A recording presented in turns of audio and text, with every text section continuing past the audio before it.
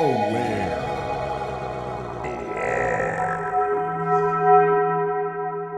Cool. Well, let's just get right into it since we're Yeah. kind of obviously got some energy here. Yeah. Cool. So kind of the cliche kicking off point I thought would be good is, most people I find who are on a journey that's so antithetical to the mainstream usually have some type of unique story of how they got to where they are, and I'm just curious what that story is for you.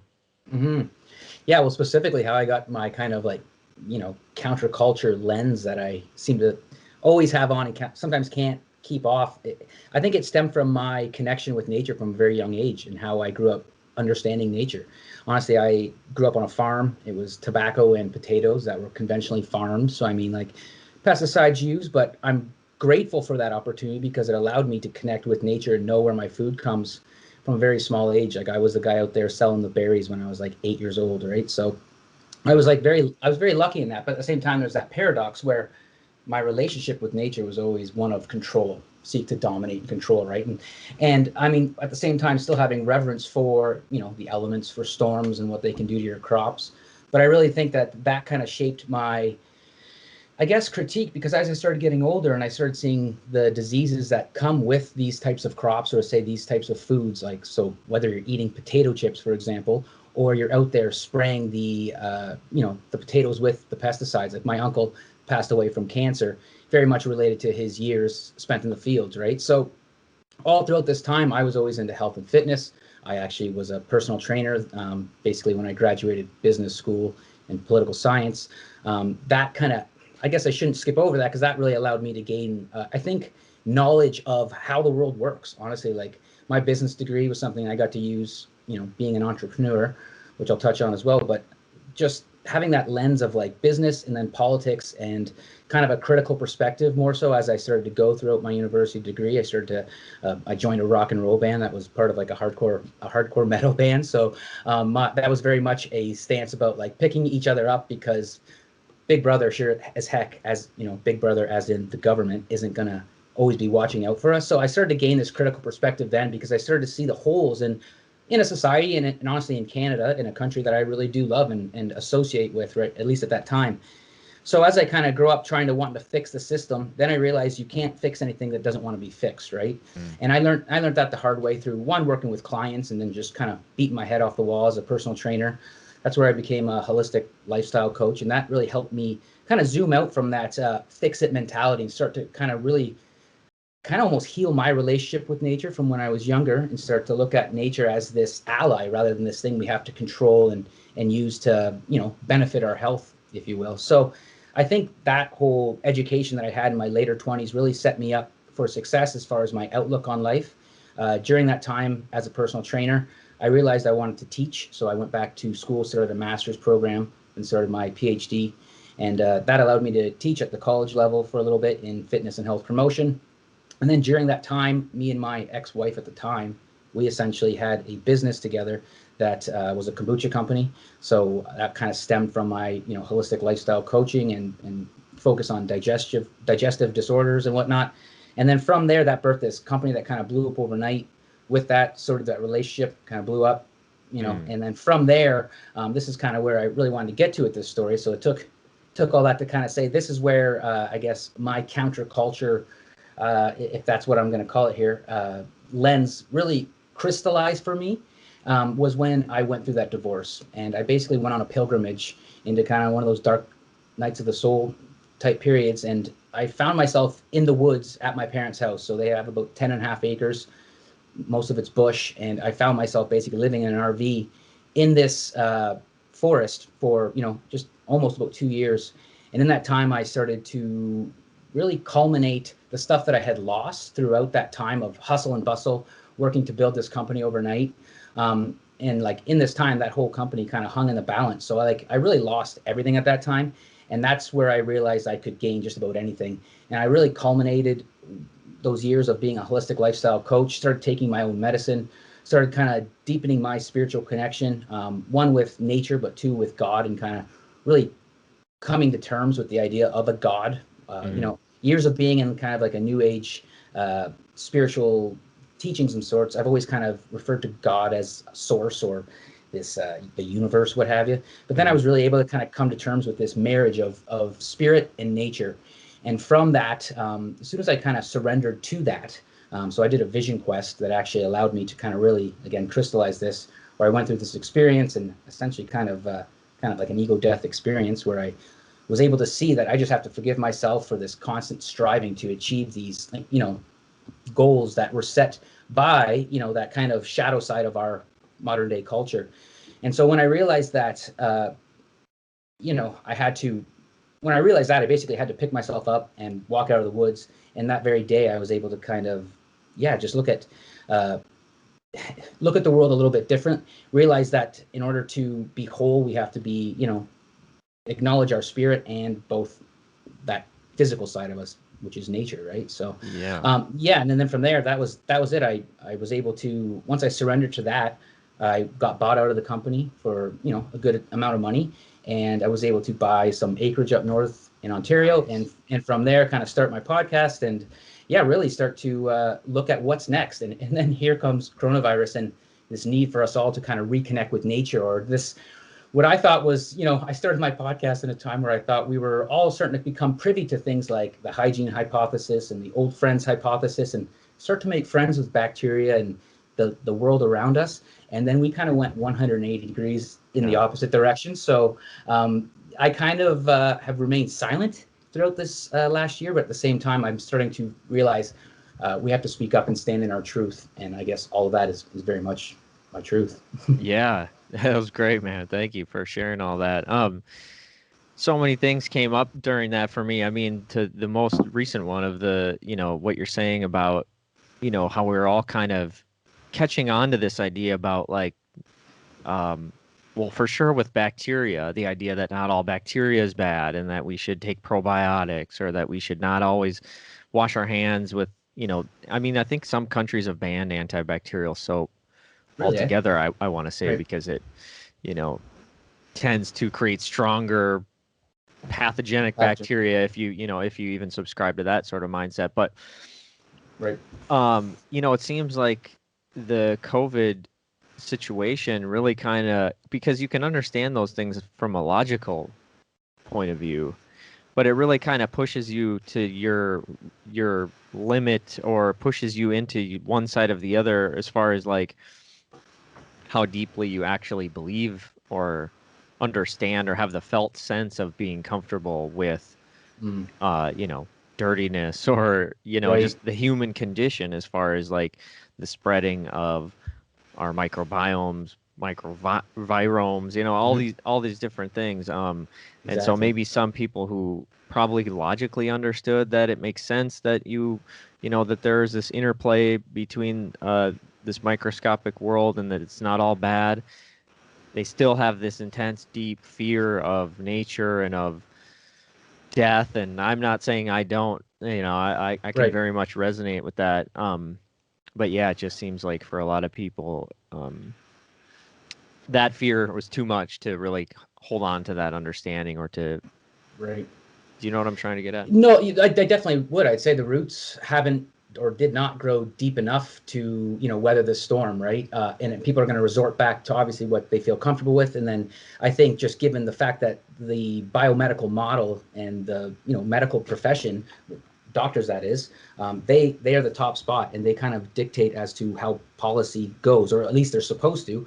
And I think that right there is, people are going to naturally hand over that locus of control and power when they don't know, right? And there is it's a very complex. I mean, I equate it to a very important time in science, where it's almost like when we learned that the world is not flat, unless of course you think the world's flat. Don't use my analogy, but let's just say it's one of those times in science where we're starting to realize that the germ theory, a lot of good came from it. One of which is, how to make good wine and kombucha. But, the germ theory actually, there is some value in understanding how bacteria can essentially kill us if we're, get a cut or we get an infection or whatnot. Yeah. But it's kind of run its course. However, the institutions of how we, in industrialized countries, these institutions have a stronghold on this type of knowledge and this system because it's done well, and it's, it came about during the Second World War. So the idea of like antibiotics, it was a huge thing that could have like turned the course to whichever side would win the war. So, I mean, we tied a lot of our identity as a culture into that. And obviously, when times get tough, we're just going to resort to the experts, air quotes, like experts, right? Yep. However, we are seeing a turn in science and understanding of, or at least I see it as that, where it's like we are starting to understand the terrain theory, and that, our organism, our body, how healthy we are, or what its current state is in, is going to impact how we receive information. So again, like you said, bacteria, viruses that are around in our environment that we evolved from, right? So it's just like there's the vilifying of nature in one sense, vilifying of ourselves through this virus bad mentality, which is really like, it's got the forefront of people that are making policies and stuff, and it's here we are. So it's, I put my fist together. It's like people are at war with each other, these two ideas. And I can only imagine like other times in human history where things like this have happened, like to be like, listen guys, the earth is round, like to be that first one out there. And I think of like things like with Hippocrates, like it took about 250 years for people to realize that vitamin C cured scurvy. People wouldn't accept this, right? And people are dying on ships as they scour the earth. So it's just like the way we, again, tie our identity into this being above nature and control of nature is just, honestly, it's kind of what motivates me to get up out of bed every morning and research this stuff, because our degree of disconnection from nature, I would say, determines how our mental health, essentially, right? So yeah. And I didn't plan to dive into the COVID stuff right away, but I mean, I feel like we're just going, so I'm gonna continue with that. But we can kind of backtrack in a little bit. But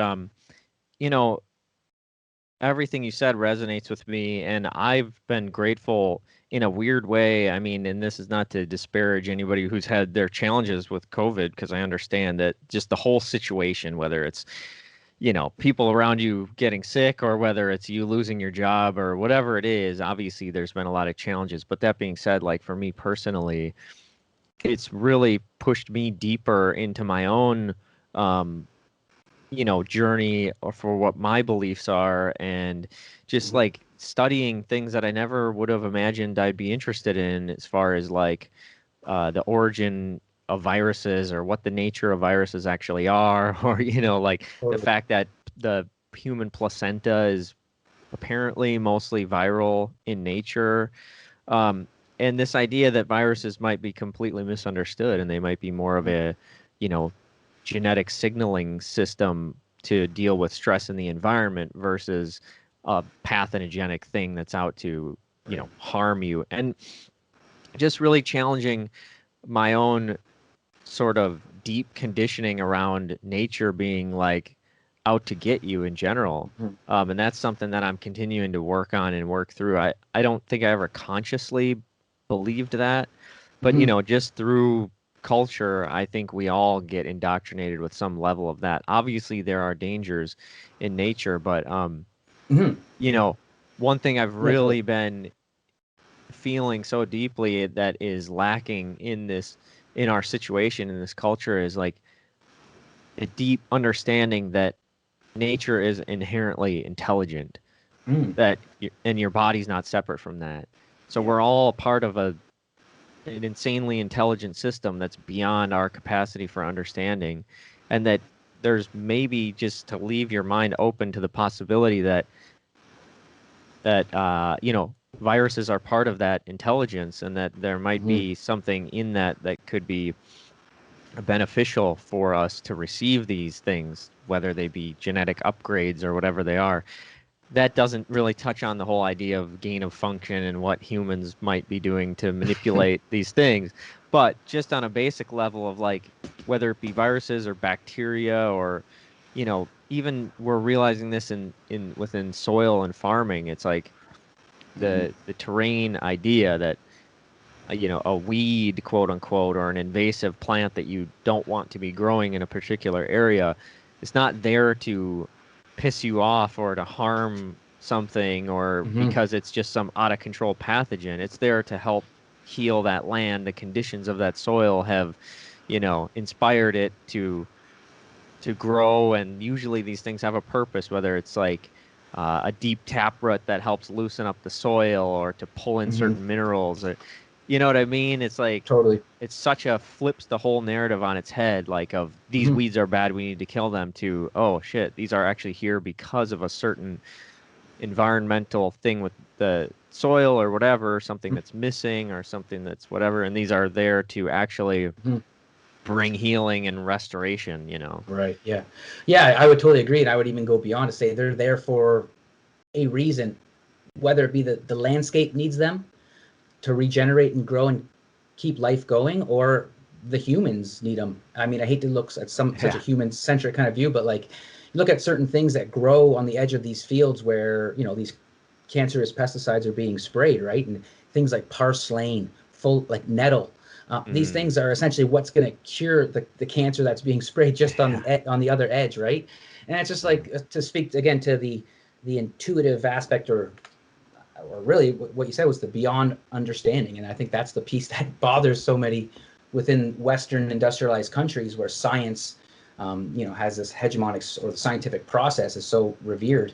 And it's just like the wanting to know, I think, is so, it's a fool's errand, because honestly, there is a mystery there that at least at this very point in time, I mean, science has done a great job at figuring out like the what and the how. Like how is this made, or sorry, the what and the when.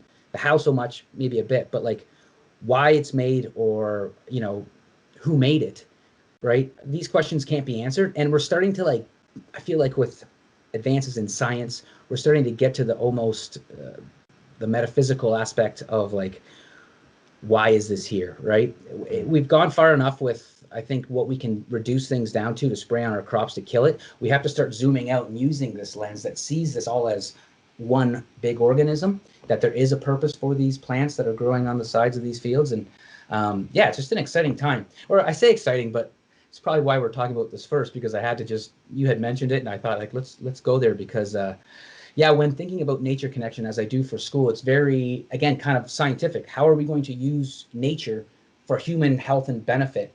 And I'd say, it starts at that reciprocal relationship, right? And I think that's why I like the concept of rewilding and just nature connection in general, because it's going to tie our psychology, and our everything to the cycles of nature, rather than just trying to figure it out so we can use it again. I don't know. Yeah. Yeah. Yeah, man. There's probably plenty of people that would really take issue with the term exciting for this time.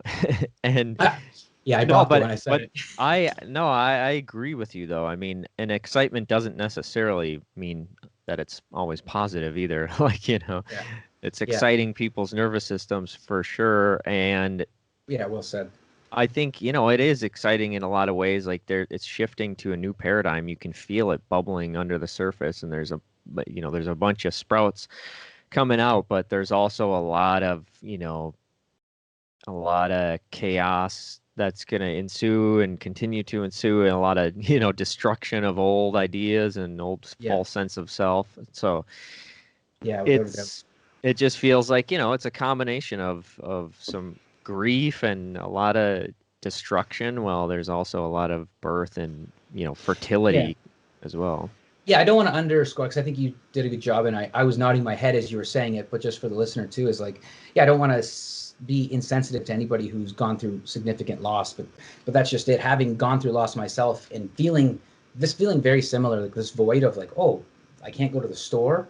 Like that's how I felt for 2 years when I was in the woods. So it was just the fact that I came out when I did with my medicine ready to help folks, which is what we're talking Yeah. about. It's kind of interesting that the whole world got kicked, right into the same direction that I was. And so I have to remember, right, despite saying this is exciting, because I know what can come, but I also know what fear can do to you. And I know what fear did to me while I was in the Yep. woods. Like there was a solid year where I was a complete depressed mess. Like, right, and sitting in a tree stand with a crossbow and just like not even looking at the deer around, just like literally just soaking in the energy from nature. It was keeping me alive. And so, I mean, right now, I think we have this opportunity, and a lot of people have found solace in nature throughout this. And that's kind of what I wanted to say, is that I don't want to, again, downplay anybody's hardship. But I see this, or philosophize too much during a time where we need to kind of still figure some shit out. Mm-hmm. But I feel like this conversation, I hope it sparks the realization that right now, if you are shut down, if you're out of work or what have you, you have more time.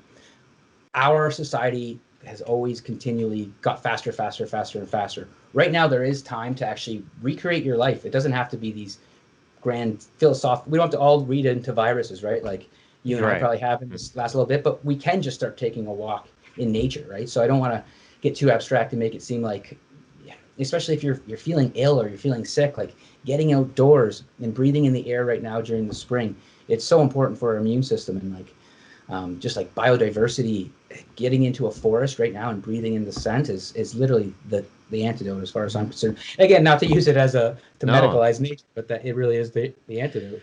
Yeah, well, I think that's a good. Well, first, I just want to preface this by saying, like, I really resonate with what you're saying about how you kind of went through this initiation right before it seems like the similar sort of echo of that was kicked off in the collective. I feel very similar. Like I didn't maybe get quite as deep of an initiation into actually being, not forced, but put into nature so deeply for, 2 years straight.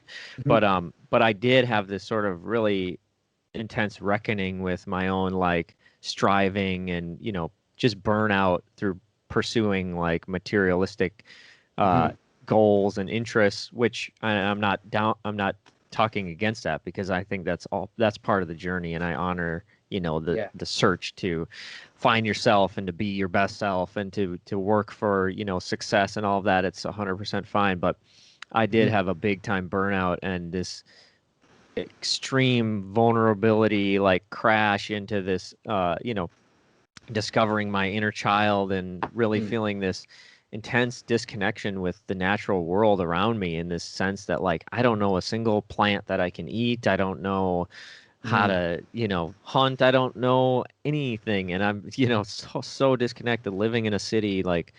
And so went on that journey for a couple of years before COVID kicked off, and I feel like there is something to be said for people who have really kind of went through that deep breakdown and getting real intimate with their own fears and their own vulnerabilities, and getting a desire to want to reconnect with nature. That seems to be a theme amongst people who kind of have a little bit of a different take on the whole COVID experience. And I'm just wondering if you agree with that, like as far as, a lot of what seems to drive a lot of the fear of viruses is this underlying fear of nature and like sort of unconscious vulnerability that people haven't come to terms with, I guess. Yeah, exactly. They haven't, and nor did I at the time either, right? I had those insecurities and walls up that I wasn't able to. Obviously, I had a relationship that fell apart, so I had 50% in that. So there was a part that I had to work on in myself, but I asked for that, right? Just like you probably did, without consciously maybe asking for 100%. it. We asked for it, right? It's again like when there's a tsunami, birds and animals are going to hear that coming and they're going to head to the high ground, right? Essentially, we all have strengths and weaknesses. Some people are kind of tapped in, whether they realize it or not. That whole opportunity was for you and for me an opportunity to kind of get grounded before the storm really hit. So right now people are uncomfortable with it because it's the nature of the beast. However, we all ask for it. I would believe in the West, at least when I look at friends and peers my age, men, like again, coming from a kombucha company, like downtown inner city, hipster central, right? In London, Ontario, where I'm from, it's, you get the lumber sexual, like folks everywhere, beards and checkered plaid shirts, but never really swinging an axe into a tree, right? So we all ask for it. Me, coming officially middle-aged adult now, it's on our watch, right? So this is our great war, and this is what it looks like, right? And it is that reconnection with self, because if we can reconnect with ourself and our true nature, we don't buy in the BS that's on the mainstream news right now, right? It's just like it loses its force, like, and that's why I make jokes. I have two younger brothers, and we make jokes, and some friends make jokes about the baby boomers and everyone else right now, because I am raised from baby boomers, and they were saved, air quotes again, saved by vaccines with, say, polio, for polio and things like that, right? So they're told. So I was vaccinated, right? Measles, mumps, rubella, the whole thing. Still got measles, but that's a whole nother story. But right, so like that's I love having that in my back pocket when I sometimes Maybe have to that's talk why. about Maybe that's why you got the extra special spark. You actually got that measles yeah, right, yeah, upgrade. exactly. Measles up, yeah, exactly, right. So I don't know, but at the same time, like I get that folks are raised, by our parents, and so naturally we're going to resort to safety with, our kids and stuff like that. My Yeah. brothers, me having nephews and stuff like that now, I understand it. But that said, it is that time where we start asking questions. And guys like me and you are, doing podcasts and things and talking to our peers, and there is a ripple effect, and everyone's listening. Very few people are hitting the like button, or what have you sometimes with some of this stuff with what we're talking about right now. But again, that's because we're tying our identity, who we are, into these ideas that form this civilization, or this, I hate this bag on Western culture so much, but the society that we're a part of, we wanted change. We saw the need for change. And so here's change at our doorstep. However, it's going to feel uncomfortable until we step into what we want to see going forward, right? So yeah. nature again, one up for nature. I love the way you said that. I love the way you referenced the whole a lumberjack vibe. I can't remember what the actual term for that is. What is it again? It's metrosexual. Yeah. Or no, sorry, lumbersexual. Metrosexual is Okay. lumbersexual. Sorry, Yeah. it came from that. Yes. Yeah. I as like sort of an unconscious, like a bubbling up of this desire to return to nature, and it's not about even being quote unquote like manly or whatever. It's just like about being, I mean, maybe there's obviously masculine Yeah. aspects No. to Right. Yeah. certain Yeah.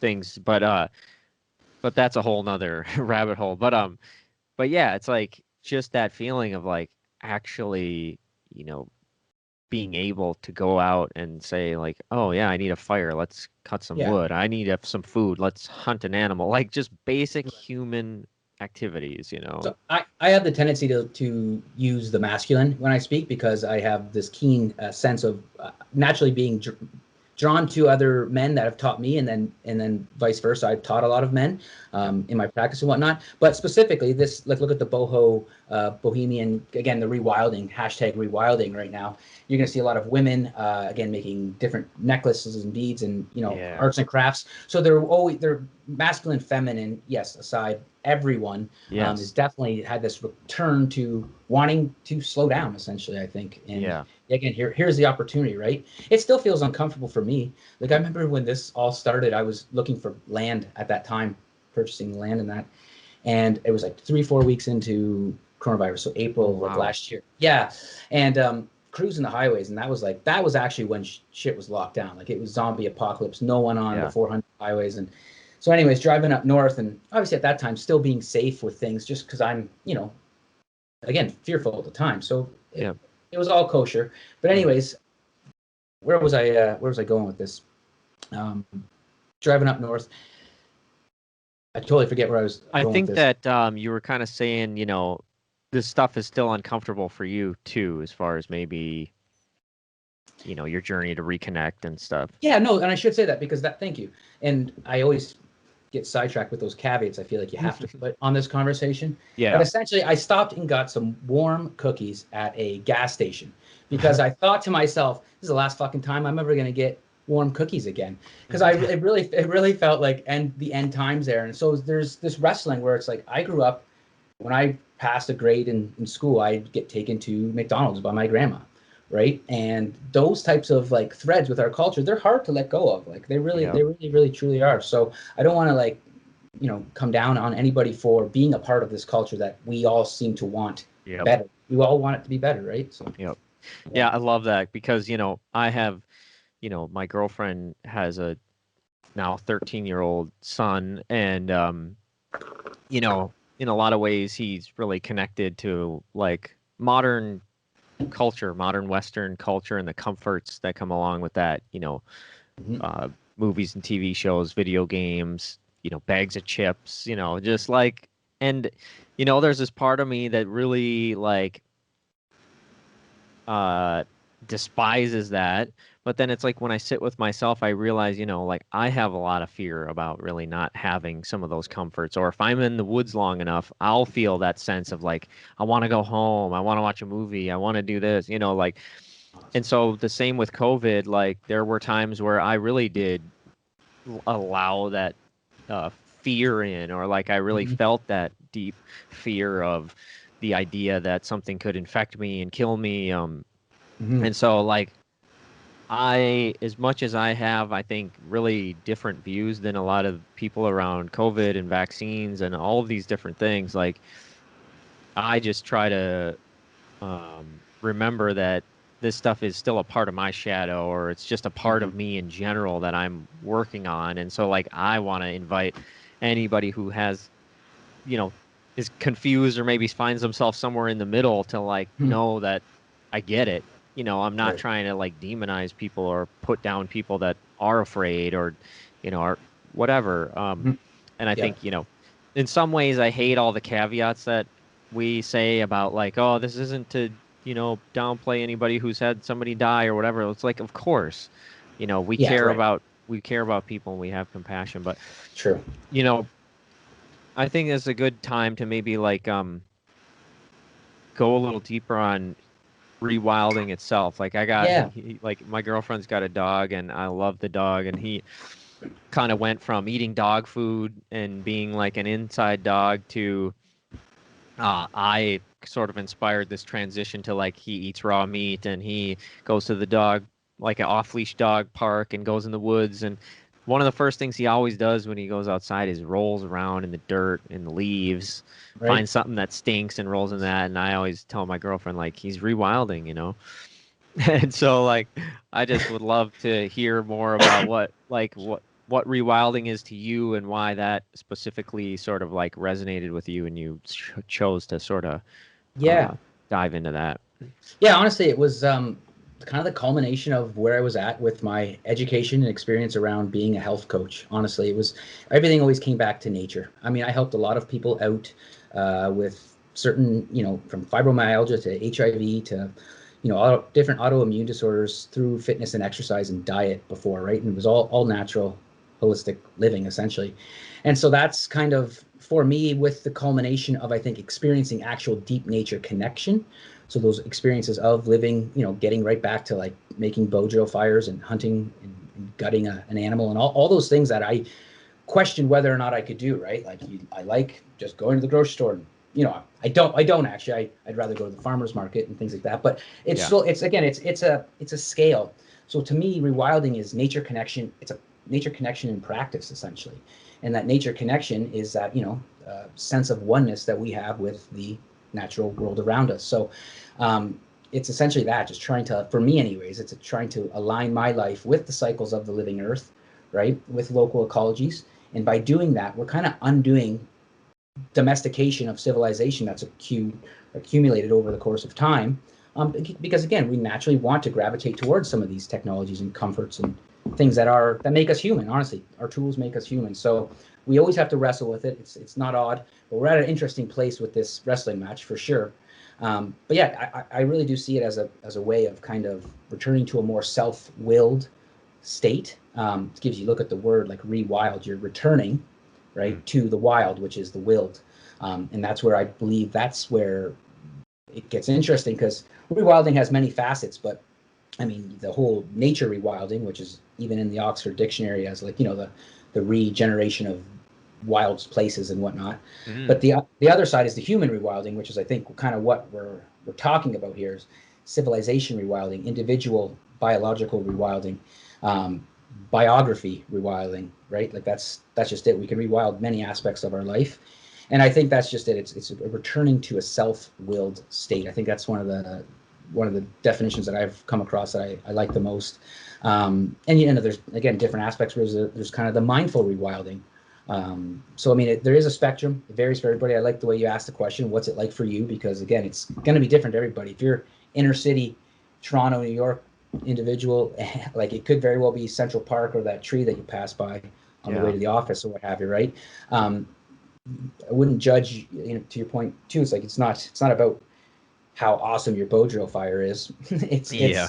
it's about reconnecting and developing a relationship with the living earth, and through that, we self-discover. Right, we are part of nature. The idea of nature connection, as I study it within my PhD and stuff, it's kind of like, it's weird because we are nature. How can we be disconnected? Yeah. How are we not connected from it, right? And Yeah. that's part of the problem with studying it, and that's the cool part. It's the beyond understanding piece, the Mhm. mystery of nature. And amen for having mystery in life and giving opportunity to subjective experiences, and like citizen scientists, naturalists who are out there who sit under trees long, and like, what is it like for them? Like, sure, it's neat to hook wires up to their brains and see what they're like and Yeah. realize they're just like Buddhist monks and all that stuff. But at the end of the day, it's just like, we got to get out there and do it no matter where you are right now. And when we start to do that, we start to get information. We start to connect Yeah. the physical with the spiritual, and then the magic happens, and we bring back our medicine, or however you want to say it, your gift.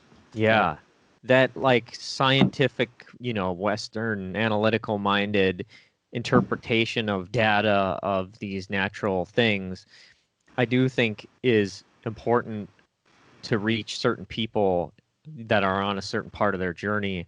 And I want to touch more on that stuff. But just to kind of comment a little bit on what you were saying is, in some ways it feels like this, uh, I mean, you can look at things from multiple viewpoints. So, like on the most zoomed out viewpoint, it's like even what we're doing now is natural, and we're not technically disconnected from nature. Like what all of this stuff, computers, laptops, these box houses, like that's all natural. I Right. mean, it's part of our natural evolution.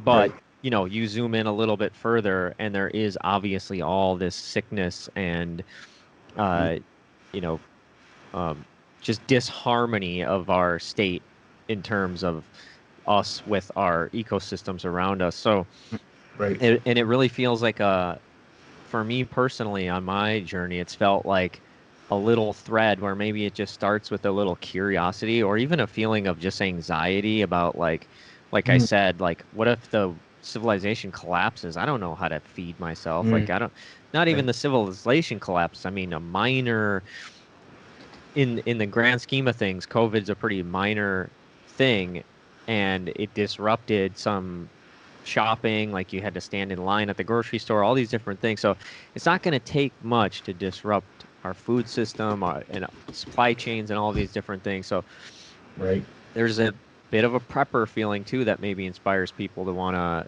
reconnect. And it just feels like, whatever the reason you start getting interested is, it's like you start pulling this little thread and you realize like, oh, that plant I just learned about, all of a sudden I'm seeing it everywhere, like even in the city, it's right on the sidewalk. Or, Mhm. you know, that tree that I found out about, it's like, oh, now this tree is everywhere. Or I'm scanning the birches along the freeway to see if I see any chaga, or just like, Always looking. Yeah. all, and it just goes deeper and deeper. And it's like, you know, so fulfilling, Oh yeah.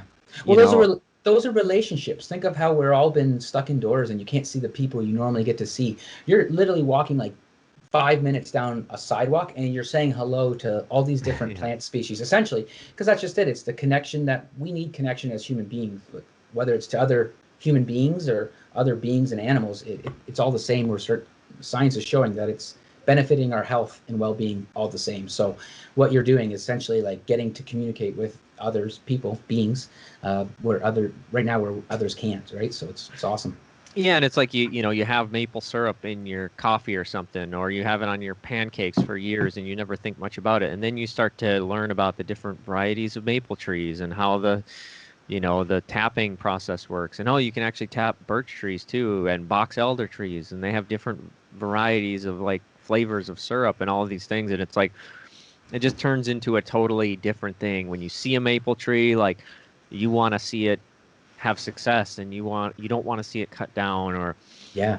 it just changes the way you think about like development and the Hmm. way we interface with the ecosystems. But Most definitely.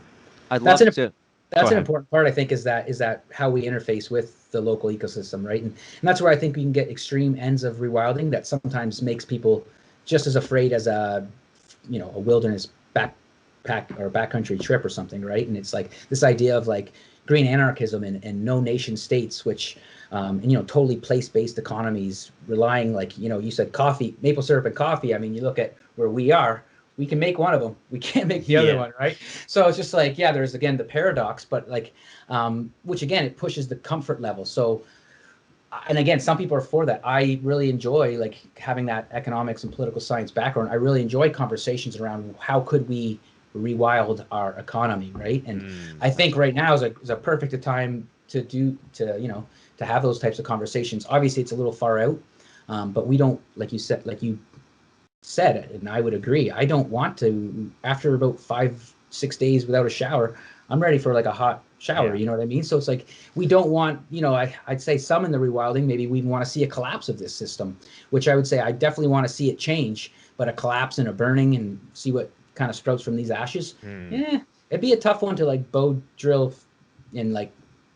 fire your way through that one, right? Like, and hunt enough deer or whatever you got to actually get calories. So there's a happy medium, and I think it's a cool time to have that conversation as to the spectrum. Yeah, I think even the people who think they want that probably would encounter plenty of inner challenges if that they were actually faced with that.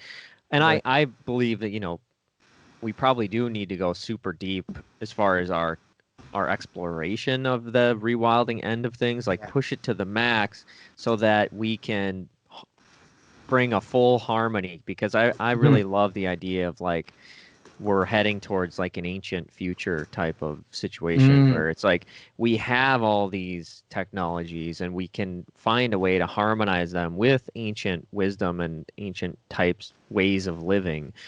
Like earth ships are a great example of something that's like kind of involves some modern technologies maybe, but also done in a way that's really in harmony with nature. But I'd love to, before we get too deep in all that, and I put a pin in the Rewild the Economy because I've never heard of that, and it's interesting. So I'd like to just get a little bit of your insight on that. But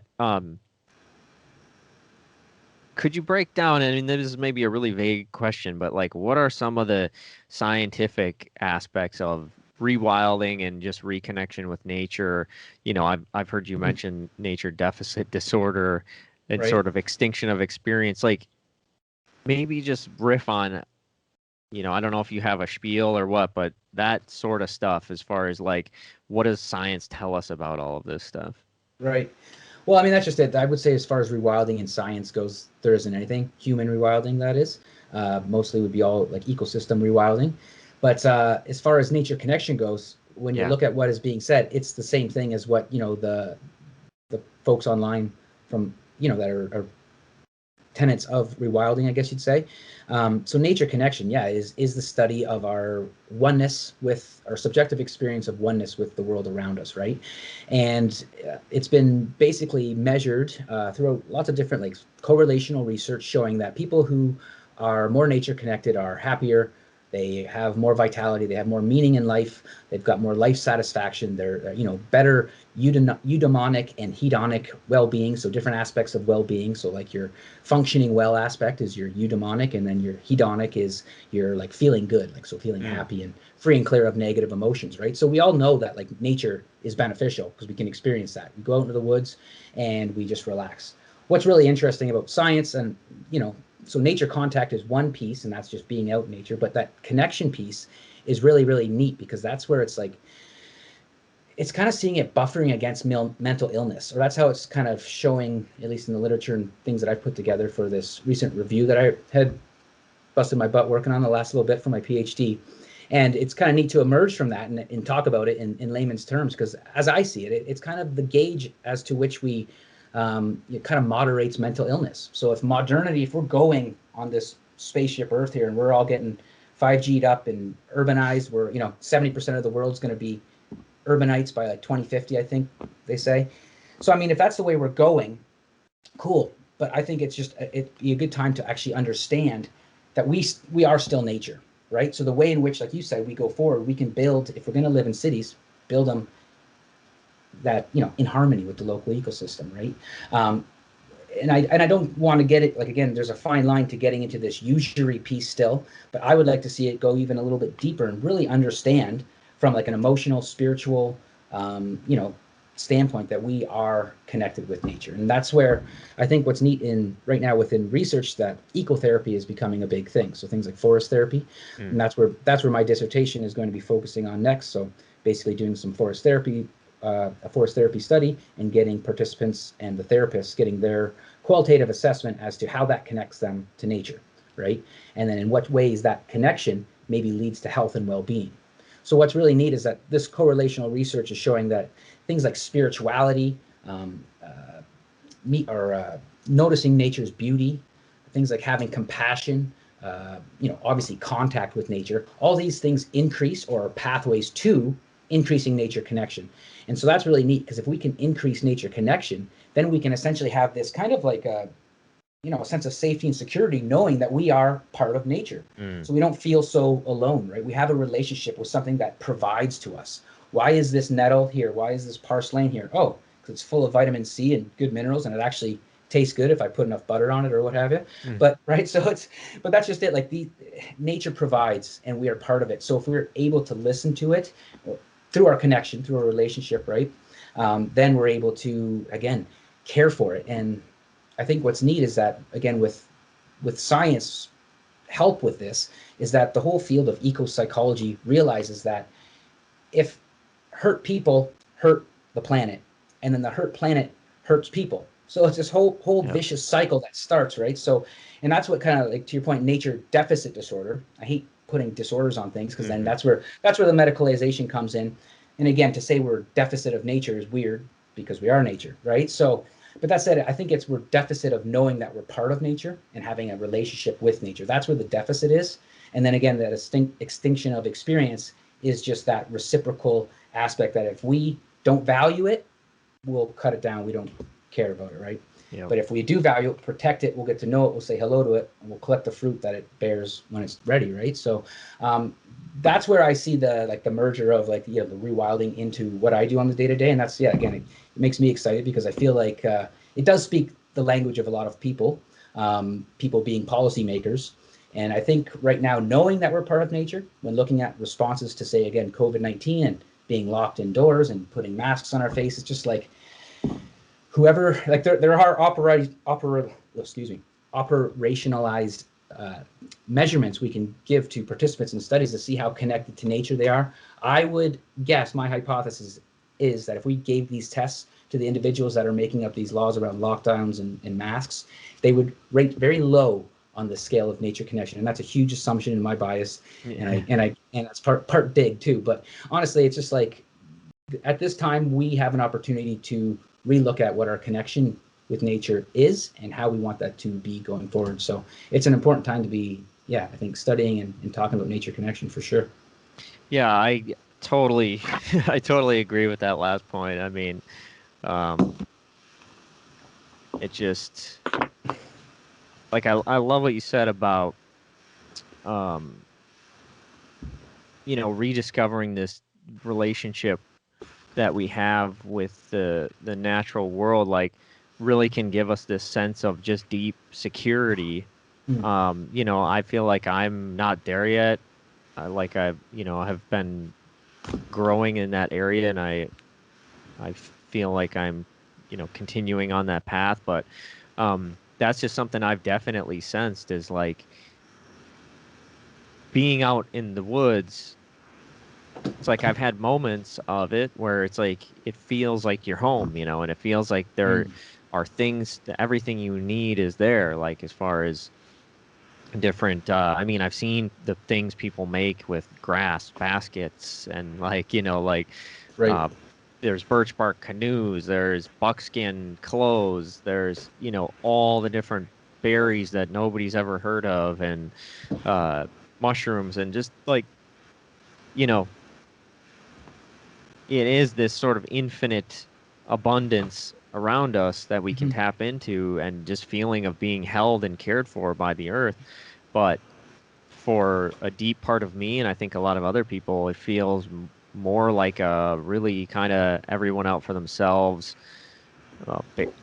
landscape where they don't know or have any relationships with the environment, with the animals, with the plants. There's mosquitoes and ticks, and Right. you know, coyotes or wolves or what have you. Like it's just kind of a scary foreign place, and it feels more like home to be inside of a box, kind of shut away from all of that.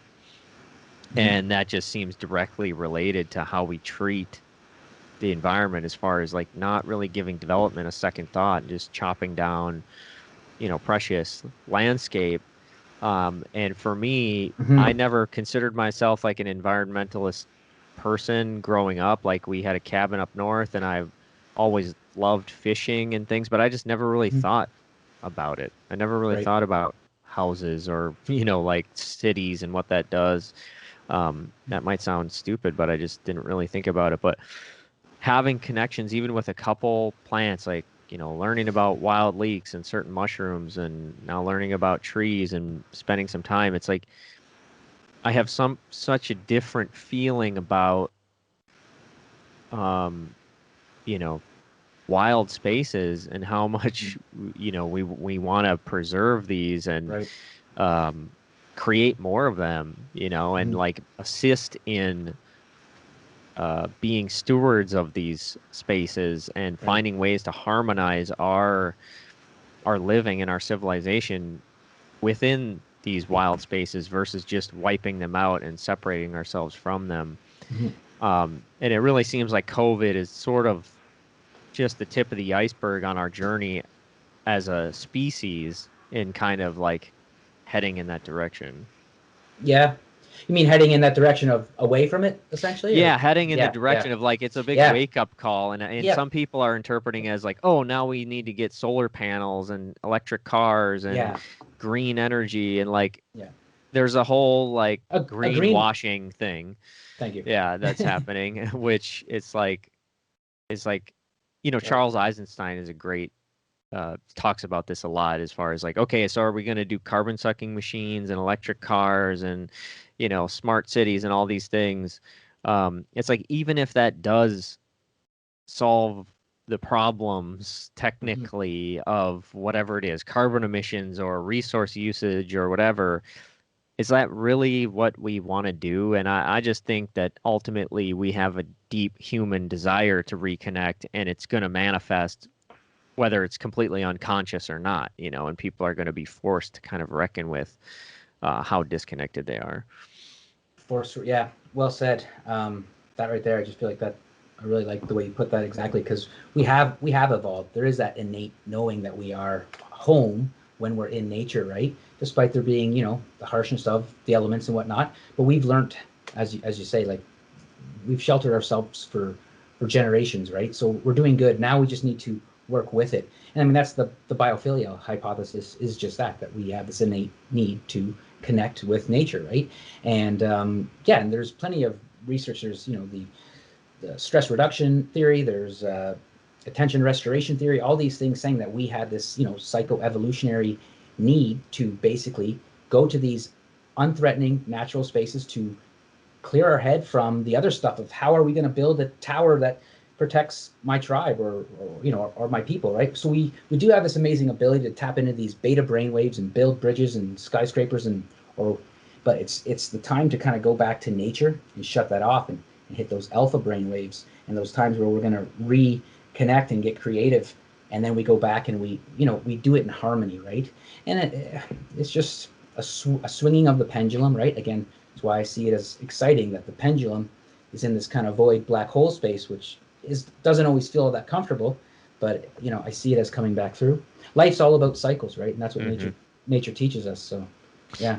Yeah, and it feels like and I feel this based on not only my, intuitive capacity, but also various, like, I mean, primarily a model um of developmental psychology called spiral dynamics. I'm not sure how familiar you are with that, but basically your journey to me is like a microcosm of what we are beginning to go through on a mass scale, which is like this transition from a modern scientific industrial value system that's based on the values of like personal success, like Mhm. individual expression, um, at all costs, basically, transitioning from that into a communal, decentralized sort of value system, which is based on like deep human connection, reconnection with nature, sustainability, decentralization, all of these different things. And so I think people like you are a great example of like, it's like a pathfinder, it's like we're all in a big conga line, and people like you are maybe just a little bit ahead, of the curve. And it's people that we can look to see like what's coming next and where should we be heading, and I just think more and more people are going to be really fired up to get on this journey, Right. Yeah. I'm wondering if you could drop some, just for people who really might be, and I'm myself included in this at times, really kind of convinced by data and stuff. Do you, off the top of your head, remember any like bits of data about, like, say, forest bathing and what it does to blood pressure, or just things along those lines? So the thing about me that our listeners and yourself may have realized by now, I use the eagle eyes. I fly very high ahead. Yeah. I'm like a Sherlock Holmes, if you will. I try not to fill my head with the technical data, because I do see myself more as a philosopher than a scientist, despite going through this scientific method for school and stuff. But that said, I did just finish writing this paper, and as far as like forest therapy goes, they actually. I say they as in the Japanese, forest therapy originating from Japan, known as Shinrin-yoku, or forest bathing, and really high tech with like, again, blood pressure, different like metrics as far as like biomarkers goes, and without getting too much into it, because again, I don't have specific numbers of this tree will, but they are going there with that type of research where it's like kind of neat to see like this tree for the phytoncides in it, or the the chemical compounds that it's releasing that we essentially put into essential oils and things like that, lowering blood pressure more than like blood pressure medication, right? Wow. Simple. What's really neat, like again, this is where I like to kind of put my technical data is like looking at this really simple stuff where it's like looking at the current mainstream conventional practice and then looking how natural stuff just does it better always, right? And so another one is like researchers out in BC, Canada, basically had folks just notice nearby nature. Most research on nature is sadly kind of through these synthetic pictures and simulations of nature, which I would say misses out on the sensorial aspect of nature, which again is huge, and Japanese research into forest therapy would confirm that. But essentially all these researchers had people do is notice nearby nature that they walk by every day and just notice good things about it. Just a simple gratitude practice, right? You could even go a step further, as I would, recommend, is like use your senses at that very time. What are you grateful for? And kind of solidify yourself there without doing the solidification piece, just noticing the good things in nature. These researchers found the same thing, that this intervention increased well-being better than most positive psychology interventions that are out there, right? So, and again, through drug therapies and other things too, like increasing mental health and well-being. So it's just starting to come out. Honestly, my review paper has 12 interventions that look at different ecotherapy and nature-based interventions, and each one of them found benefits to well-being and health. Obviously, no real biomarkers. One of the studies was a forest therapy study and saw slight increase or benefit to like lowering heart rate. But honestly, like tons of research as far as like lowering cortisol and all those biomarkers goes. But what's really neat is when you start to looking at this way of life, and like, hey, if we just design cities in such a way where, again, an easy one would be like no cars. This is just like a green street where we walk. Almost every, like I couldn't imagine the well-being that would come from that, and the opportunity to have like social connection, going for a walking meeting, say if you're working in a downtown high-rise, just getting out and walking meetings and things like this. Like, again, really have the opportunity to kind of rethink how we want to go about designing our lives from some of this science, and whether or not it happens at a policy level, because I don't expect it to, or nor do I want it to or encourage it. I'm just going to take this information for ourselves, right, and start to gain that appreciation and build those relationships with nature, and just stop and pause when we are in nature. I mean, the best exercise I've ever learned from many of my teachers, and they've all kind of done it in different ways, but it's literally when you walk outside every day, pause 30 seconds, just listen. And like, don't just listen with your ears, but listen with your entire being, right? Like, what do you smell? What do you see? What do you feel? All that stuff at that time. And it's amazing the benefits that can come so quickly. And what's neat too is that we're slowly getting into being able to almost like figure out, despite not loving the medicalization of it all, but we're actually able to kind of figure out what dose, like a dose response, if you will, to nature. So 20 minutes walking mindfully compared to 20 minutes just walking with your cell phone. What are the differences? So a lot of these interventions that I was looking at, we're doing just that. Like, let's test a built environment, walk in the city, being mindful of the good things in the city, which most people just notice the nature in the city, but in the studies. Right. But then the other group, like really just like seeing huge improvements in well-being, and then again relating that to their level of nature connection. So that's kind of the neat stuff, is seeing like how our level of nature connection, our trait level of it coming in, how that influences how we experience nature, because we don't all experience it the same. Some people might be afraid of like that deep wilderness setting, right? Whereas others might find that super relaxing.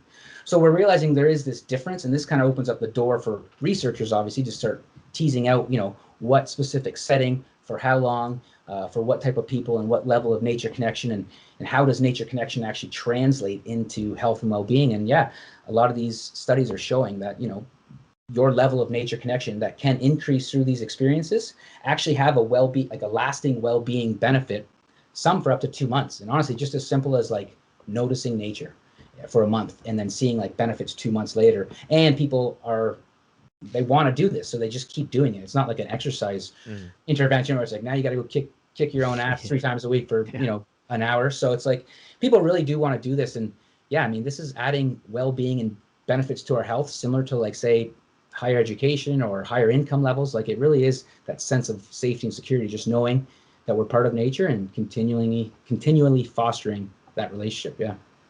I what you're saying about us thinking about how we're doing our spaces, like our cities or whatever, and the no car idea and stuff, and thinking about approaching things from a policy level, like that's something that's really been more and more just like I was a big Bernie Sanders guy when he first came on the scene, as far as his presidential run. It was just really inspiring to hear somebody talk about the massive corruption in the public and really kind of wake people up to something that I had been interested in for quite some time. But from then until now, from Bernie Sanders' initial campaign run to how I feel now, my opinion on that sort of stuff has just evolved so much, and I feel like so much more of a anarchist or a libertarian. And I hate to use those terms because honestly, I don't even know the extent of what those terms really are, because I don't really care about that stuff. But just the general sense of like, we are free human beings on a planet, and it's up to us to self-organize and to come together and do things for ourselves in our communities, with our friends and our family and the people right around us. And the more that we have some top-down, Green New Deal, like let's change the entire globe, it just seems like a recipe for disaster. It hasn't helped us up until this point, and it seems like it's only going to make things worse. And it's usually based on things that are beneficial for corporations and massive conglomerations of people that want to make money, versus like, I just had a guy on recently, Jim Gale, who's like a food forest consult guy. He's a permaculture dude, and that ties right in with this stuff in terms of like when you're walking around a city or a suburban area or even a small town, a rural place. In a rural place, you might see more forestry and things, or more forest areas rather, but still people have these big empty grass yards, and the idea that we could be growing perennial herbs and foods in our yards, and have these abundant food forests right in front of our houses, and the difference that would make in not only our connection with nature as we walk around and enjoy all the birds and pollinators and flowers and different things that we would see, but also this sense of security from everybody having food around, and being able to go to your neighbor for some fruit if your tree didn't do well, or if the store was closed or whatever, Right. I just feel like I'm just really craving both for myself and to see around me this really community-based and very localized reconnection and change in like why we don't why are we always doing grass yards, box houses, like Right. Yeah. connecting to a big centralized electricity grid, like all of these things were just like these ancient, not ancient, but like these structures that we've just sort of been grandfathered into that just Right. don't really make sense anymore, but we just keep doing it. And I'm really excited about the possibility that we can just start changing that on a ground level. On a ground level, yeah. You ask for it, that's just it. And Mhm. what you seek seeks you, right? So Yeah. yeah, I mean, and you gave me that nice compliment earlier, and I could extend it right back to you because you're creating, taking your time and creating this podcast, getting amazing guests and things, and creating ripples, huge ripples, right? And these are being felt. Like everything in nature is a wave motion, right? So like the way sound travels, think of water, ripples, right? So Yeah. one big splash, and I mean, we've had a pretty big splash here in the last little bit, and multiple splashes, where people are starting to kind of get ruffled by the waves, right? And that's where we all realize we have to take care of ourselves. And there might not be enough life jackets to go around. And will the government throw me one? Right? Mm. We're realizing that we want to, people all over are realizing we want to be able to learn how to swim ourselves, right? And that's just it. So it's that return to the self-willed state. And you asked for it. If you asked for it before, and I've asked for it before. So Yeah. if we're any good at this co-creation stuff, then maybe it just will come. Like I don't know, right? Yeah. It's exciting. It's exciting. So Well, I bring the Jim Gale was actually a guest on the High Wire, who, for people who aren't familiar with the High Wire, Del Bigtree is kind of a polarizing figure. And, the content on the sure. High Wire can be a bit dramatic. Sometimes the rhetoric is a little bit, what do I want to say, polarizing or Sensationalized, much yeah, like most media sensationalized a is. Yeah, bit and yeah. very biased, obviously. That being said, as far Mm-hmm. as places to get, information that goes against the mainstream medical narrative and vaccine narrative and all of this, like it's an amazing place for Yeah. information, and it's all cited stuff, and you can Thank get you. their research for everything. So you can throw any, opinion out of the window from Dell. You don't need to listen to his opinions, but Yeah. you can take their research and you can look at it for yourself and you can form your own opinion. And that's what I Oh, think we desperately need is people yeah. that can think critically and look at data and make up their Literacy. own mind. I agree. It's the literacy, the health science literacy is why I've kind of got into what I've always done. I want to help people understand this stuff because I never understood it when I was a personal trainer, and I started looking into nutritional science, and then I realized it's all apples and oranges. Like literally, like you're comparing, might be a study of apples, but it's like apples and oranges. So how can we actually come to know anything about a lot of stuff within science? So you start to gain humility and realize scientists and PhDs, they don't know everything. They just know the limits on knowledge, what you can and can't say, kind of. Yeah. And again, kind of, right? So I think it's important that, we all kind of have this more health science literacy, I guess, is, specifically. Yeah. Yeah. And, why I brought up Jim Gale being on Dell's podcast, Dell's show in the first place is that, you know, Del Bigtree, uh, he, and not just him specifically, but these movements of people that are sort of like exposing corruption and like focusing on the problems to some extent, which I'm not demonizing that either because that's Mm-hmm. an important thing. There are people that need to know about the problems that don't know yet. So we need Sure. people like Dell and other people that are exposing corruption and you know suppressed information and all of this stuff. Mm-hmm. But what I was going to say is, just Dell having this food forest guy on was an indication to me that like even the people who have spent most of their time kind of like focusing on the quote unquote enemy or the problem are Mm-hmm. starting to look for a solution and they're getting Yeah. inspired in a new way and they're sharing this type of information that's like can be so inspiring and revolutionary And so that to me is just an example of how, like, I do think people are really, there's going to be plenty more quote unquote conspiracy theory stuff going around. There's going to be all sort, because people need to look at the shadow and wake Yeah. up to the darkness before they start to search Yeah. for these solutions. But ultimately, I Totally. think what's going to be our salvation is the solution-based thinking, you know. Mm-hmm. And I see that popping up more and more where, you know, it's like the Buckminster Fuller quote, and I feel like I've say this on every single episode, but and I can't even remember exactly what it is, but it's basically along the lines of like, you know, you don't solve a problem by fighting against it. You solve it by like creating a new solution that makes the old paradigm obsolete or whatever. And I Right. completely butchered that, but you understand Right. Yeah. the idea.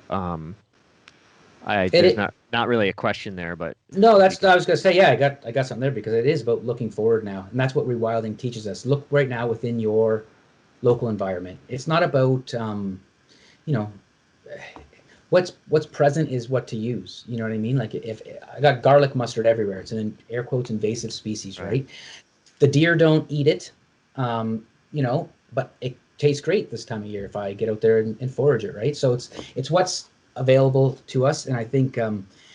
Yeah, no, I really do think we have to just take a collection of kind of what resources we have currently in our own life. And again, it's to me, I think the idea of rewilding and awakening in nature is such an important one because through nature we gain that sense of purpose and we can know what it is we're here to do.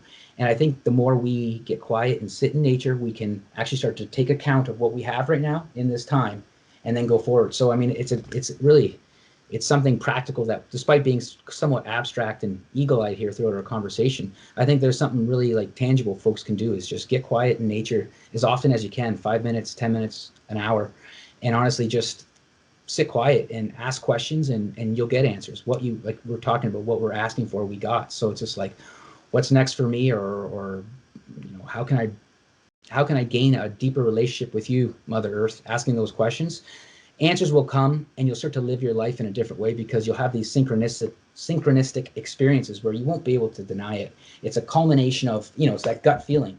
My kombucha company, it's got started because I had this gut feeling that it was going to be a good idea.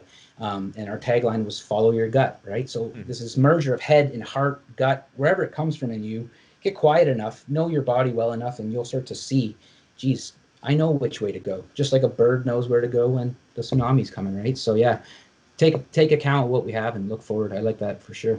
That's great. Um, you know, I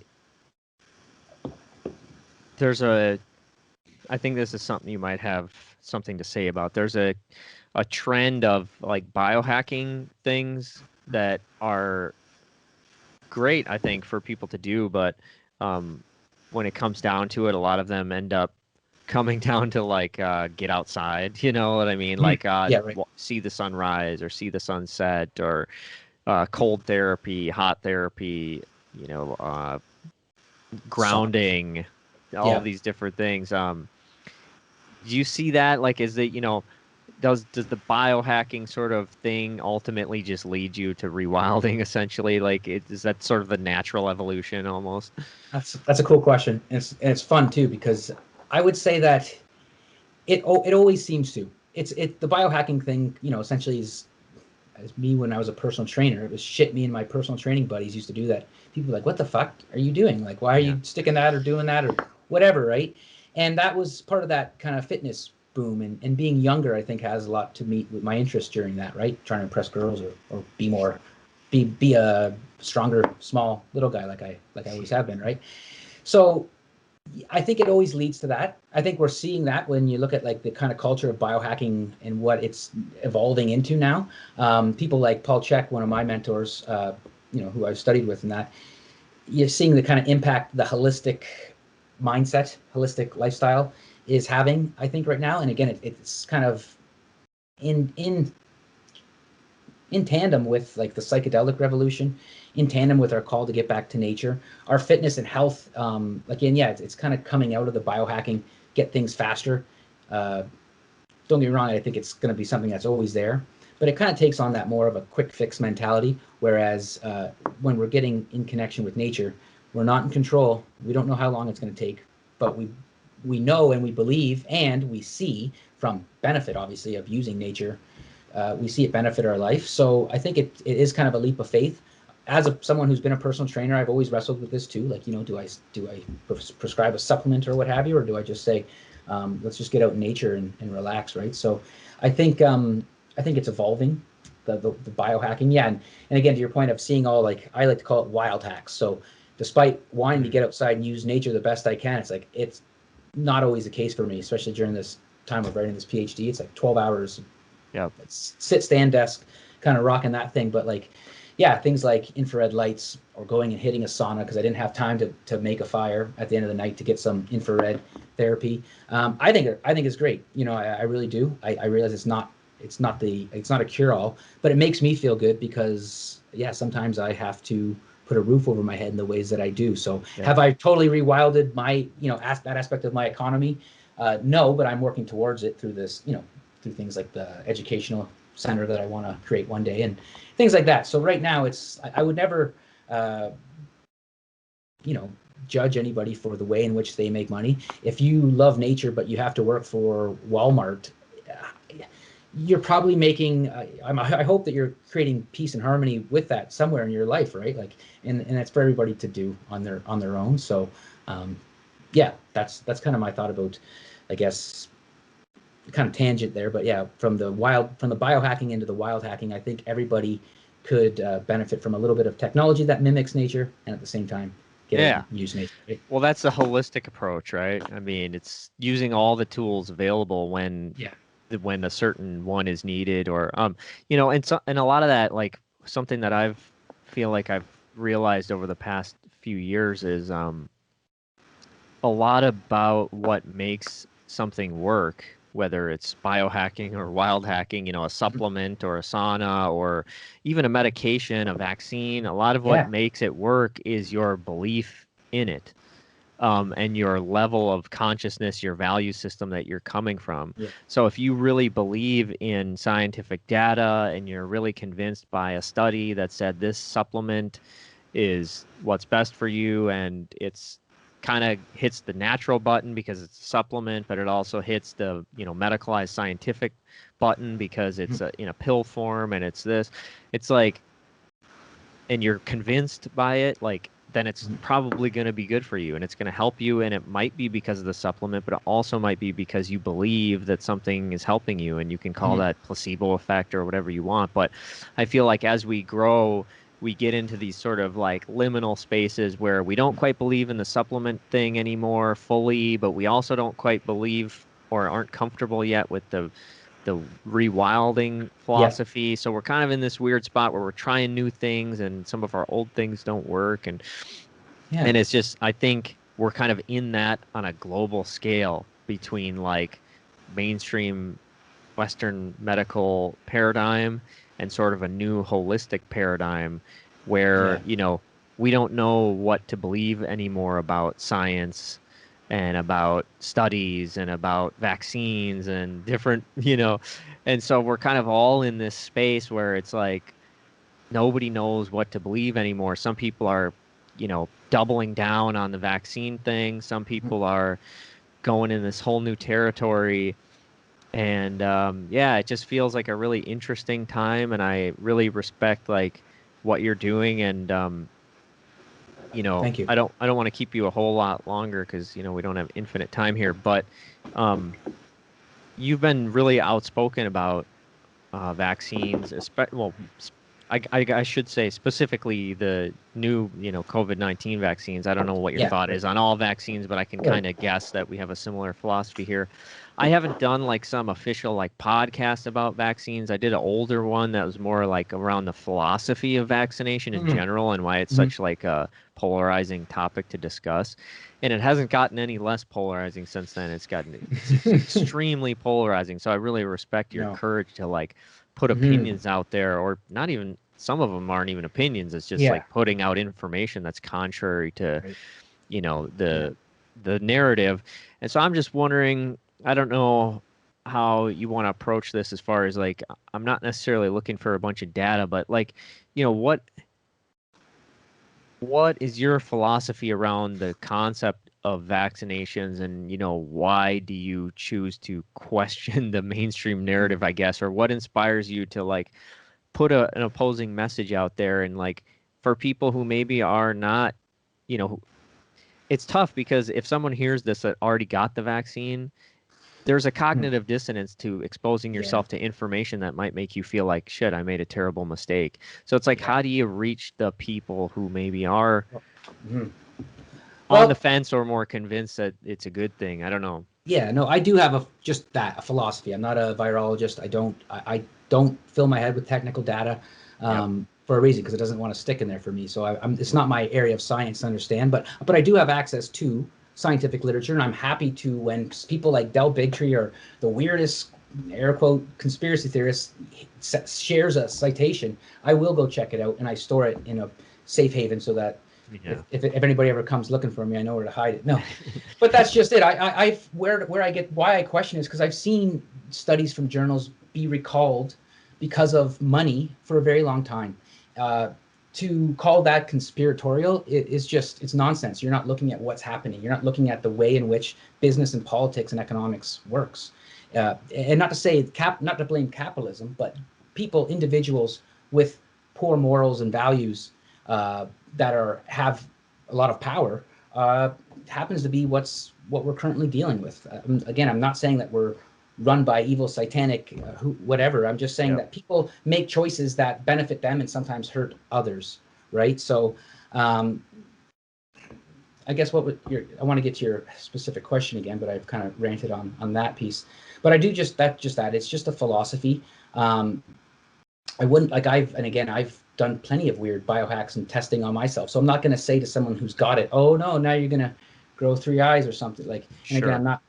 I don't want to like belittle or downplay this whole thing, but I do look at the stats and the science here, specifically how many people will die from this specific virus. Because I won't speak to all viruses because we'd be here forever, but I'll speak towards the coronavirus and what the death rate is for this virus, and the likelihood of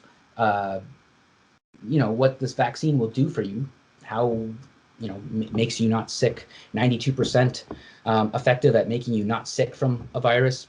And I look at me and my lifestyle and I say, no, it doesn't make sense that I would take this, right? Again, rewilding, self-willed. I will look at my environment. Who am I? If I was a very unhealthy person, I would be, and I still had the same mentality of how I seek knowledge and ask questions, then I would maybe take it, right?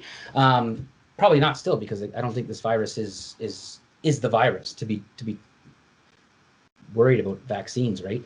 And I also just look at like experimental aspect of this. I mean, we are looking at a new type of vaccine that they have not been successful before with making SARS virus vaccines. And so why all of a sudden, one out the gate, it doesn't make a lot of sense to me. There's not a lot of logic where I see people, my friends and smart individuals, relying on fear and looking for a quick comfort. So I sometimes say the worst thing you could know right now is a medical doctor who's maybe a baby boomer and on their way to retiring, or some of my peers who I've worked with through different physical activity, prescription initiatives and things like that with general practitioners, but who don't ask these questions, who are not into holistic health, who do not believe that even physical activity matters, right? Like food doesn't really matter, drugs work. And with these people that aren't asking questions, I mean, we have to remember doctors originally are supposed to teach people. Doctor means to teach, right? How many medical general practitioners are teaching us how to take care of our body, right? Not that many. And that's just it. Doctors need to know, and that's what we do. That's what I do as a PhD student. We understand what we know and how we come to know it. We know the ontology and epistemology. We know the philosophy around what we can say about something, right? And I think a lot of doctors don't even realize the paradigm they're operating from. Is this reductionist? We figured out in the lab. We rushed this vaccine to the consumer within a year. And to me, it's just like, if you know your scientific method, you know that doesn't sound very safe, right? Based on what we're dealing with, actually, we don't need to do that. That sounds a little bit extreme as far as responsiveness goes, right? So, and that's just it. Like, it comes down to being a health conscious consumer. Now, I'm Canadian. we aren't health conscious consumers. We have well, air quotes, public health care, and I love the idea of public health care. I do, again, despite being somewhat of a libertarian, but the idea of helping other people out, paying a little bit for when someone gets hit on the road and we can put their leg back on, right on. Technology is wicked, and I'm glad to be part of a civilization that has that. But I really do think that, we've kind of just, again, we've over pledged our allegiance to this whole biomedical model. It has its time and its place, but we have to start asking questions about its ability to, or if it even needs to combat viruses and things that we essentially have evolved with and essentially create the human selves that we are, right? So Yeah. I don't know. There's a lot there. I know I kind of just rambled and ranted, but I don't know if you got anything from that. Yeah, no, I mean, so much stuff that I don't even know where to start, but it's like, it feels like people are willing to recognize the corruption, in politics and in industry through all these different areas, like with environmentalism, with healthcare, with drug policies, with, racism, with all of these different things.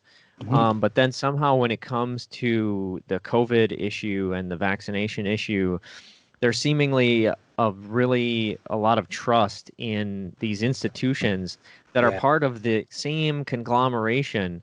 And it really doesn't take a whole lot of research to not, it's not even about necessarily making a definitive statement on all vaccines or about all pharmaceutical interventions or anything, but just start to look at some of the basic things that are happening, like the fact that there's a revolving door between the CDC and the FDA and pharmaceutical companies, so it's like some of the people that have been the heads of pharmaceutical companies then are put in these political positions to run the regulatory agencies that are supposed to keep the pharmaceutical companies in check.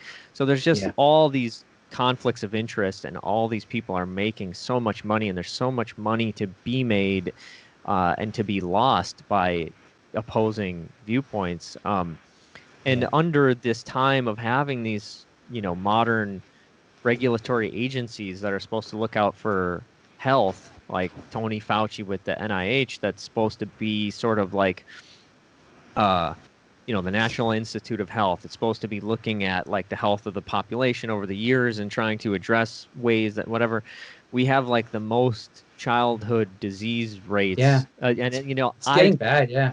I can't repeat all these statistics either, but there are people who can. And when you start to dig into it, it's like we're sicker than ever. Our children are sicker than ever. There's all these autoimmune conditions and allergies. And there are pretty clear indications that there are evidence that these things could be, at least in big part, caused by vaccines as well as chemical agriculture, et cetera. Right. Modern life ways. Yeah, modern life. So it starts to become like, especially with something that's not even approved. It's got emergency use authorization, which is not an actual approval, meaning this is sort of like an extension of a trial. Yeah. So it's like an experimentation right now. And who knows what the long-term consequences of these things are. So I feel like, unfortunately, these things are going to continue to ratchet up in their exaggeration until either there's enough damages or there's enough obvious corruption or whatever it is to where people really start to kind of like turn that light on of at least being willing to like talk about this stuff publicly and figure it out. Like, hey, if they are safe, if there's really information coming from all sides and we're looking at it honestly and talking about it and challenging each other and it is safe and necessary, I'd be the first one to be like, yeah, let's do it. Right. But that's not what I'm seeing, It's tricky to be a mammal right now because we're part of a herd mentality, right? That's the way our brains are operated in firing. So until enough of us, like a herd of deer, are pointing in the direction away from the wolf that the one hears over in the bushes behind them. So as they point the opposite direction of that wolf, if enough of them turn towards the safe zone, they will all go, right? So right now we're assessing the risk factor, the danger factor. How big is this wolf, right? Let's say it's Yeah. pretty big, given the fact that we've kind of blindly put all these professions, as you say, on a pedestal. And honestly, it's just like people make mistakes. As someone who's worked hard and got to shake hands with some influential politicians and entrepreneurs and stuff here in Ontario anyways, all people doing what they think is best. I sometimes have a hard time believing that people like Bill Gates are actually out to statistically wipe people clean of the earth, right? Like, it's like he believes this is real. He doesn't know any better. And he's got what he feels is like the best science around. But really, it's like during these changing times, these people who we once put on pedestals, it's like, well, new shit has come to light. We have to incorporate that. And that's what, again, doctors are supposed to do. Learn so we can teach, right? And so we have to just, again, come to terms with the fact that not everybody gets it right. And money solidifies things and hides things in certain ways that we all know. We all joke about politicians being corrupt and things like that. Yeah. We just don't want to think it's the people that have our health and well-being, the people that we go to if we did get hit on the road by a car. We don't want to think that aspects of what they do is bad, but that's the truth, right? Yep. They are great right there in that moment in the emergency room. They're all good, but like we have to, again, it's just tying the identity. Aspects of it need to die and fall apart, which I think they're happening, and other aspects will start to grow from that, right? So yeah, it seems like the Western medical system is amazing as far as like dealing with a traumatic event in terms of like a physical trauma, like a breaking your leg or something. But when it comes to like managing your health and wellness over time, your mental health and physical health and wellness, it's just not cut out to do that. Nature does that. Nature does that. Your body does that on its own if you let it, right? And that's just it. We try to get in the lab and figure all these things out, and it's just like, let it be. Like, we don't need to medicalize and use nature. Just let it be. Like, so I think in some ways, approaches to COVID-19 like a vaccine or other medical interventions like pharmaceutical, interventions like blood pressure medication or what have you, these different pharmaceuticals, it's almost like a way that we can try to take away symptoms so that we can keep doing the thing that's making us sick. Like, we can stay in the lifestyle that's making us sick as long as we keep doing things that suppress the symptoms. I wanted to say one more thing. I can't remember what it was now. It was oh, dang. I don't know. I don't remember what it was. We're turning the wheels here, and I like what we're getting at, because I think we're really like I think painting a picture of the opportunity that can come from all this, right? I think we started off early saying that this is exciting times, but I think we've kind of backed that up, not only through kind of like calling into question the powers that be, but looking at like how nature is always like right there for us. Like, it's right there providing whatever we need. And I think as soon as we, not to say get out of the way, but harness that power, harness that ability, and let nature and life, I mean, it's always growing, moving towards more life, right? And sometimes the human brain gets afraid of just kind of letting go and letting that happen. But I mean, really, that is what's happening. Despite thinking we have control of all it, we're all going to die one day, right? Yeah. I in the beginning, when I started to get into the COVID stuff, I really started chatting with friends. God would come up real quick, and like, living a life with purpose and feeling satisfied. If it were to, I mean, I'm just turned 38 years old. I'm not ready to leave by any means. I think best years are still to come, hopefully. But I just like, we really got to get grounded in the reality of the human experience, which is a physical birth and a physical death, and and then live it the best we can. But I think we haven't been for so long. We've become domesticated, and we're all yearning for nature and that wildness within us. So, I think it's time to let the wildness out of the cage. Yeah, let the tiger out of the cage. Yeah, that's funny, because I'm actually just listening to Peter Levine's book, Waking the Tiger. I don't know if you've heard of that. Yeah, for sure. I think what you said about getting out of the way, like, that seems to be right. And I remembered what I was going to say, which is I just saw, I think it was Phil Jackson, the old coach of the Bulls. He was like big into Zen and mindfulness and stuff, and one of his like philosophies to the players was like, or maybe it was his coaching philosophy was when in doubt, do nothing or something. And I've heard similar sentiments sort of echoed from different areas, but it's just the idea, and I found this to be true over the last couple of years in my own life, going through some really challenging stuff, is like, if there's a point where things are kind of chaotic and you don't know what to do, maybe that is a time where you can just do nothing. Like we always feel, and maybe this is the sort of masculine energy dominance in our culture as far as like taking action and solving things and fixing things. It's like there is an invitation for a little bit of that more feminine surrender that's like taking the opportunity to just like be still and make no decision for a while and let things play out. And I think that's something in our culture, like with the vaccination thing, we rushed to this idea that we need to have a vaccine and we need to have this and we need to do it right away and everybody needs to take it, and there's no time to wait, there's no time to study it and find out what it could do long term. Just do it, take it. And it's like it just seems like we could really cultivate more of that, what you said, like pausing in nature, sitting, calmly asking a question, just this idea of like taking a pause, like we don't always need to rush to fix something. Right, without a doubt. No, that's just it. It's the silence. All the good things come in nature. I mean, we don't need science to teach us that. That's for sure. Yeah. Well, shit, man. I mean, I feel like we could definitely keep going. We're gonna have to do a part 2, I think, at some point here, because it feels like we got just a lot of stuff in common, which is very cool. Is there anything specifically that I didn't ask or that you were hoping to talk about that we didn't get to? I love the conversation, and I love that it kind of got put on the backdrop, nature connection put on the backdrop of where we are right now, because I think just studying things, for me anyways, just studying things for a few other academics to read drives me a little bit crazy. So if I couldn't disseminate knowledge with people who I can connect with, like you, and countries apart, but feel connected to in our interests in a lot. And I'm just really grateful for you asking me to be here to do this, and the way this went.